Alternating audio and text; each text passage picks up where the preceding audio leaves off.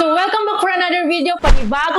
Panibagong loan up na naman po ang ating sisilipin pag-uusapan ngayon. Guys, itong loan up na ito is bago siya. Yes, bago siya sa App Store. And bago nyo po subukan, sisilipin ko muna, guys. Ako muna yung mag-try dito. Para alam nyo kung okay ba itong loan up na ito, recommendable ba itong loan up na ito, good ba talaga, maaasahan ba talaga ito? Kasi sabi niya, hero daw siya. Yes po. Which is, ang tinutukoy ko po dito is hero loan, mabilis cash loan. So, titingnan natin guys, sisilipin natin ngayon, no? So, i-open natin dito sa App Store. Ito, ang loan app po na ito. So, hindi ko pa siya na-download guys. Kasi bago nga po siya sa akin. So, sabi niya po dito, no? We can borrow up to 150,000 pesos daw. Anyways, dito sa App Store po, no? Meron siyang 4.9 ratings. Ang taas nito. By the way, bago po natin i-install tong app na ito, no? So, si Hero Loan, mabilis cash loan, is under po siya ni General Lending Incorporated. And as I visited General Lending Incorporated po sa SEC website po, I found out po na wala po siya sa list of recorded online lending platform. So, doon pa lang medyo mapapaisip ka na kung legit ba talaga to. Well, I found out po na si General Lending Incorporated po, isa pa bilong po siya sa list of lending companies po na registered po dito sa SEC. So, wala po siyang record ng online lending platform po dahil ito po ay considered as online loan platform. So, dapat kung gusto talaga nilang legal sila o legit talaga sila, pinaregister sana nila ito as online lending platforms, diba? Parang legit na legit talaga. So anyways, dahil gusto ko siyang itry and bago nyo itry itong loan up na ito, no? So sisilipin po natin. I-install pa din natin, sisilipin natin ngayon and then upon installing po, i-open po natin yung app and then dito po, meron na siyang mga pa-welcome dashboard here. And then right after that po, andito na po tayo sa dashboard po ni Hero Loan, which is sabi niya kanina after 150,000 daw yung kanyang pwedeng i-offer sa atin. So nung inopen ko na yung aking app, so 100,000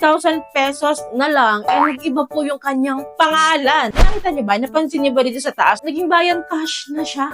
So paano nangyari yun? Dapat Hero Loan yung nakalagay dito ay nagbago-bago siya. So possible talaga nagpapalit-palit na talaga ng pangalan itong loan app na ito. So possible magkakapatid tong mga to or iisa sila. So pinalitan lang yung pangalan. Possible po yun. So anyways, dito po sa 100,000 pesos daw, after 240 days to pay daw yung ating repayment terms dito. And then 0.03% daily. So, alamin natin kung legit ba talaga na low interest rate sila. So, click na po natin itong apply. And then right after po, we need to enter our mobile phone number here po. And then after entering our mobile phone number, so click po natin itong get code para makakuha po tayo ng code or papadala po yung ating mobile number ng code. Then enter natin yan and then log in po tayo. So, after doing that, no, napansin nyo ba na from 100,000 pesos, naging 15,000 pesos na lang yung offer nila sa akin. So, guys, napansin nyo na naman ba? So, nakalagay na naman dyan, Pera Lakas. So, some of us, nakilala na itong si Pera Lakas loan app na nag-i-exist na talaga siya few months ago. Actually, matagal na rin nag-i-exist tong Pera Lakas loan app. Pero kasi grabe rin talaga daw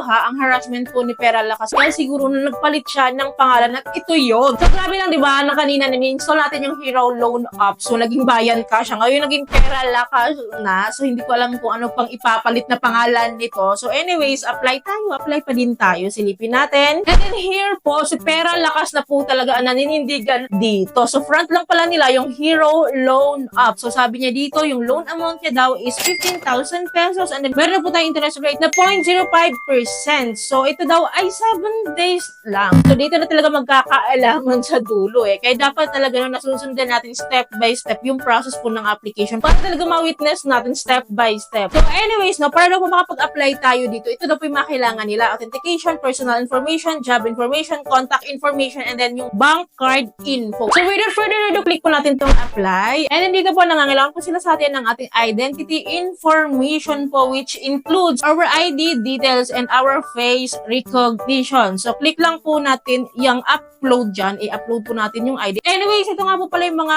IDs na nire-require po nila. So, meron po silang mga recommended ID type. Meron din po silang alternative ID type. So, pili lang po tayo dito ng kahit isa. And then, kapag nakapili na po tayo, picturean po natin yung ating ID. And then, agad-agad po, no, ma-fill upan din agad yung ating ID details po dito. And then, dito po sa ID details po, i-check nyo pong mabuti. Kasi sa case ko po, no, marami pong malalike yung date of birth ko and then yung aking ID number. So, fill upan ko pa, inayos ko pa, no, no, para tumama siya. Click lang natin tong confirm after this one. Anyways, after uploading our ID po, so dito na agad tayo sa next step, which is sa facial recognition. So, i-upload lang natin ang ating pagmumukha dito. Then, right after that po, check na po yung ating authentication. So, dito na po tayo sa next step, which is our personal information. So, personal information po, they required our gender, education, marital state, number of children, loan purpose, email, home phone, home city, and then yung address details natin. So, next tayo, which is our job information naman. So, dito po nagre-require sila ng ating profession, work experience, monthly income, salary type, salary day, job type, company name, company phone number, and company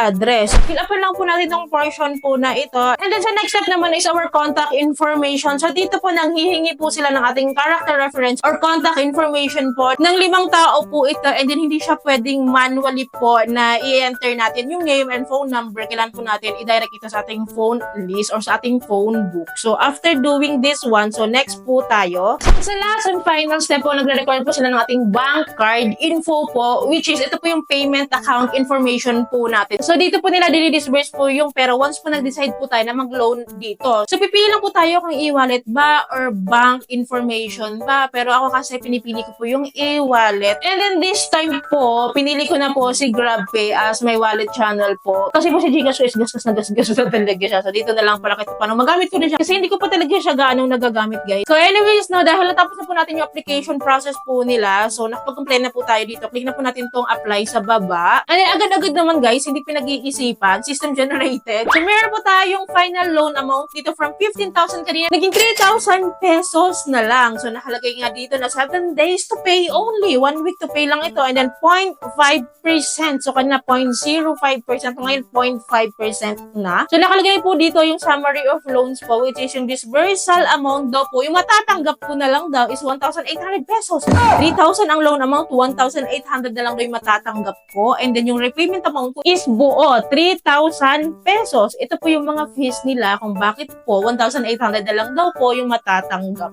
ko. So, sa processing fee, kotang-kota na po sila, 1,001 pesos. Bakit may 1 peso pa dito? So, anyways, yung total interest fee daw nila is 19 pesos only. Ang liit na interest. Ang liit na interest fee niya, 19 pesos. So, ito po yung pinakamababang interest fee. Pero lulang-lula ka sa processing fee. Kakaloka. And then, meron pa siyang tinatawag na risk control service fee na 180 pesos. So, grabe yung kanilang mga charges, no? Or mga deductible na fees talaga. Grabe. Kaya pala, ang matatanggap ko na lang po sa 3,000 na loan amount ko po is 1,800 pesos. Kasi kung i-add po natin ng processing fee, total interest fee, risk control service fee, is equals to 1,200 pesos. Minus natin sa 3,000 pesos, kaya nga po 1,800 pesos na lang po ang matatanggap ko. So, as I computed the interest rate po nito for 7 days, so lumalabas po lahat-lahat ng fees, interest, charges na po is 40% siya. Grabe, for 7 days lang yun. So, bet nyo ba yung mga ganitong loan up? So, kayo magugustuhin yung mag-loan or mangutang sa loan up na ganito. Kaya bago nyo siya i-download, at least nakita nyo na expose natin, na i-share ko siya sa inyo. Para kung gusto nyo siya talagang i-try, at least wala na ako down, out na ako doon, kasi na-i-share ko na siya sa inyo. Pag-isipan nyo mabuti, guys, kasi hindi siya biro, ha? So, lulubog po tayo dito sa utang. Ang laki, guys, ng kaltas niya. Grabe. And then for 7 days to pay lang. So, saan ka pa? Therefore, guys, I conclude na hindi ko po recommend mo si Hero Loan Up. Grabe na pa deceiving yun, no? Front niya lang yung Hero Loan Up, pero talaga sa katunayan, no, naging pera lakas pala ito. So, nagtatago lang pala siya dito. Grabe, no? So, palang red flag na po yun. And ako na nagsasabi, guys, na kapag makita ng mga red flag po, is huwag nyo na po talagang ituloy. Alanganin po talaga ito. Baka mapahamak lang po kayo dito. At lalong-lalo na yung personal information nyo. So, anyway, sino sa inyo dito may pera lakas, loan up noon, nakapag-try ng pera lakas? Paki-comment down below. Ang sino din sa inyo dito ang nag-try itong loan up na ito na si Hero Loan Up? Comment down below kayo, guys, kung kumusta po yung experience nyo, yung customer service ng mga ito, para aware po tayo dito. And one more thing, guys, comment down below din kayo kung meron kayong mga loan up or bagong loan up or mga loan up po na gusto nyo pong ipa-review, na gusto nyo pong silipin natin. I will do my best, guys, na silipin at i-try yung loan up na yan. So anyways, mag-update naman ako sa inyo time to time, no, kapag may mga loan up tayong sinisilip dito. Kaya dapat po nakasubscribe kayo and click yung bell button po lahat ng videos ko sa update na notified po kayo. So yun lamang po. Don't forget to like and share this video. Thank you for watching this video. Bye!